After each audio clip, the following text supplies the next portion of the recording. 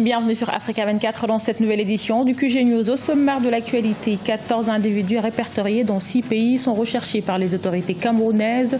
Ils sont accusés par le gouvernement de partager un discours haineux sur Internet sur fond de crise sécessionniste anglophone. Au Niger, le gouvernement envisage d'appliquer une exonération à la base de la TVA sur les produits miniers destinés à l'exportation. Un projet de loi dans ce sens a été adopté le 22 juin en Conseil des ministres. Et puis découverte en Égypte d'une artiste qui pratique la pyrogravure, Maï Ali Nada réalise des tableaux avec une technique peu connue qui consiste à dessiner des œuvres grâce à la brûlure minutieuse d'un support. La campagne contre les activistes virtuels est lancée au Cameroun, accusés d'inciter à la violence à travers un discours haineux sur Internet. Ils sont recherchés par les autorités, le gouvernement qui sollicite d'ailleurs la collaboration des États où résident ces individus pour mettre un terme à leurs activités qu'elle qualifie de soutien au terrorisme. Corinne Kamsefem.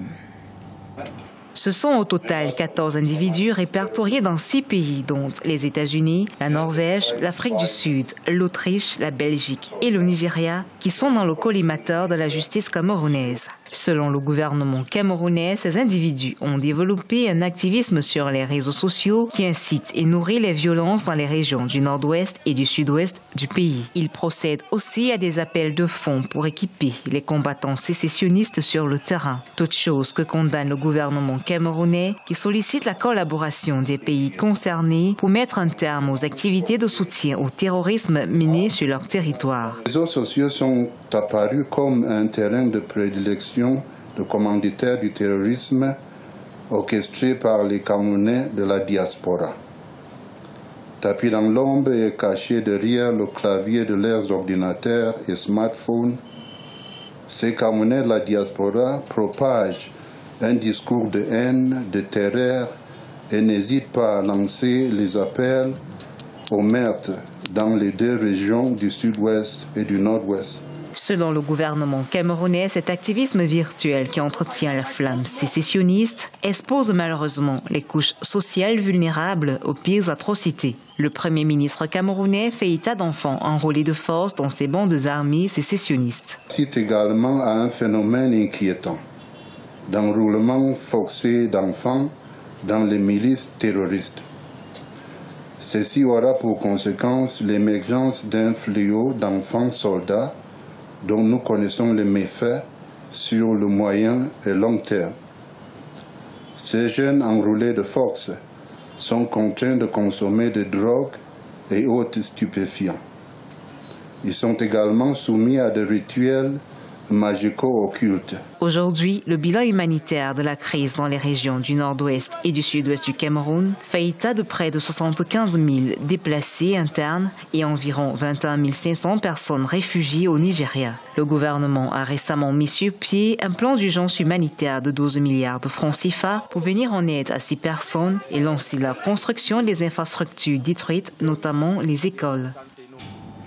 Le Mali franchit une étape décisive dans la mise en place de la couverture maladie universelle. Le pays a adopté ce 20 juin le projet de loi instituant le régime d'assurance maladie. Après plusieurs années de concertation, l'opérationnalisation du régime est attendue avant la fin de l'année 2018 avec comme objectif ultime la mise en place de la couverture maladie universelle. Cheikh Omar Bandaogo.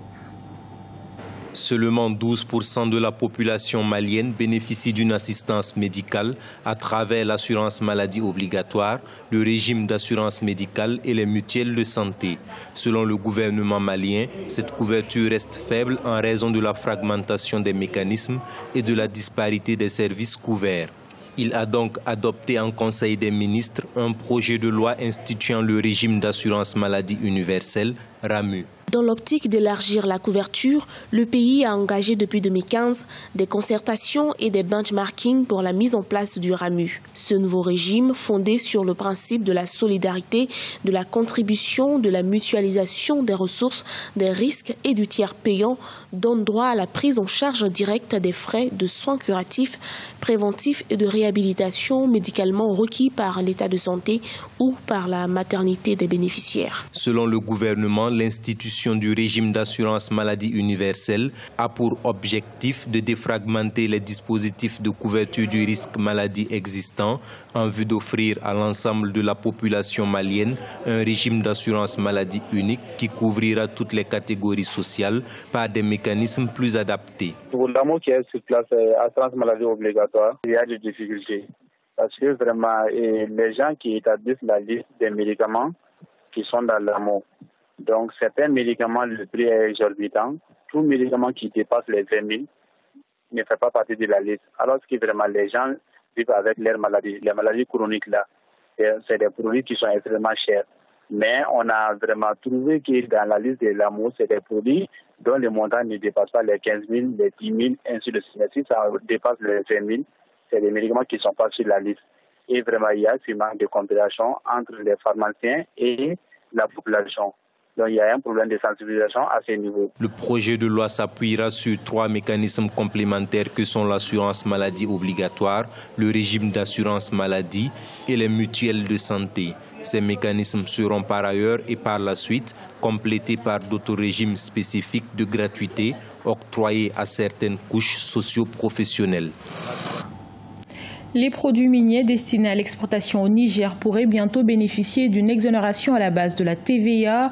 Un projet de loi portant cette décision a été adopté par le gouvernement. L'uranium, le charbon, l'or et le ciment sont les produits concernés par ce projet de loi qui sera soumis bientôt au Parlement pour être examiné et adopté. Ibrahima Djoumaba. Le gouvernement nigérien prévoit d'appliquer une exonération fiscale sur la base de la taxe sur la valeur ajoutée de tous les produits miniers destinés à l'exportation. L'annonce a été faite dans le communiqué du Conseil des ministres du 22 juin 2018. Pour matérialiser cette politique, un projet de loi a également été adopté.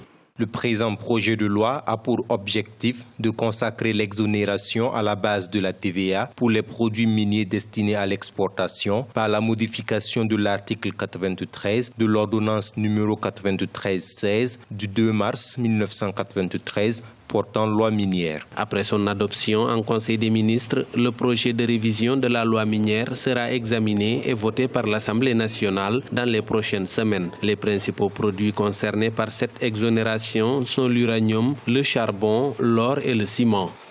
Dans la plupart des pays de la sous-région, la TVA à l'exportation est complètement exonérée. Le Niger se met à jour par rapport aux différents codes miniers de la sous-région. C'est vrai que c'est un manque à gagner au départ, mais à l'arrivée, il y aura donc un surplus de recettes. C'est ça le calcul qui est caché derrière cette exonération. C'est un effort de promotion. Après quelques années, cette mesure va générer l'effet escompté et attirer de plus en plus d'entreprises vers le sous-sol et le sol nigérien. Le Niger prévoit une croissance de 4,9% de son produit intérieur brut en 2018. L'État envisage d'atteindre la barre des 3% de déficit budgétaire d'ici 2021. Le pays a des réserves importantes d'uranium, de charbon, de cuivre, d'or, de phosphate, de zinc, de pétrole, de gaz, de fer et de ciment. Dans le reste de l'actualité, en brûlant minutieusement du bois, l'artiste égyptienne Mayali Nada réalise d'impressionnantes gravures inspirées par la nature. Tout comme la sculpture, la pyrogravure est une technique artistique peu connue qui consiste à dessiner des œuvres grâce à la brûlure minutieuse d'un support, un travail que l'artiste ne rentabilise pas car elle ne souhaite pas vendre ses œuvres. Découverte avec Cheikh Omar Bandaogo. Ça a tout l'air d'un tableau peint, mais il n'en est rien. Pas de palette de peinture, mais en lieu et place, juste un stylo brûleur à bois. Avec cet outil, l'artiste égyptienne et assistante professeure Mayali Nada arrive à dessiner l'homme et à dépeindre la nature et les animaux. Un travail à l'apparence facile si l'on se fie à cette aisance avec laquelle l'artiste travaille. Mais la réalité est tout autre. Il y a des différences substantielles entre le brûleur à bois et la peinture à huile. Dans la peinture à huile, vous commencez avec la toile entière, puis vous rentrez dans les détails sans ordre spécifique. Cela se met en place avec le temps. Mais avec le brûleur à bois, vous devez travailler sur une section à la fois avec tous ces détails, car il n'y a pas de place pour l'erreur et c'est là que la combustion sur bois devient difficile. Aucune erreur commise ne peut être effacée ou réparée. 6 ans que Mayali Nada fait de la pyrogravure pour créer ses pièces, une technique qui repose sur des marques de brûlure pour dessiner et créer des formes sur le bois et sur d'autres matériaux. Et cela ne lui a jamais rapporté un avantage économique, contrairement aux autres œuvres qu'elle réalise. Quand on me demande des portraits faits au brûleur à bois, il m'est difficile d'accepter. Quand la réalisation d'un portrait me prend jusqu'à 5 mois, je finis par m'y attacher. Je reçois toutefois des demandes de travaux sur d'autres matériaux. Eux, je les vends, mais quand il s'agit de combustion de bois, je deviens un peu réservé.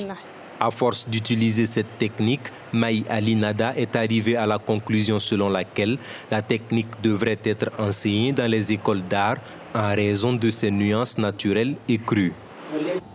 Ce journal a été réalisé par l'ensemble de la rédaction. Merci pour votre fidélité. Dans un instant, une nouvelle édition de l'actualité sur Africa 24.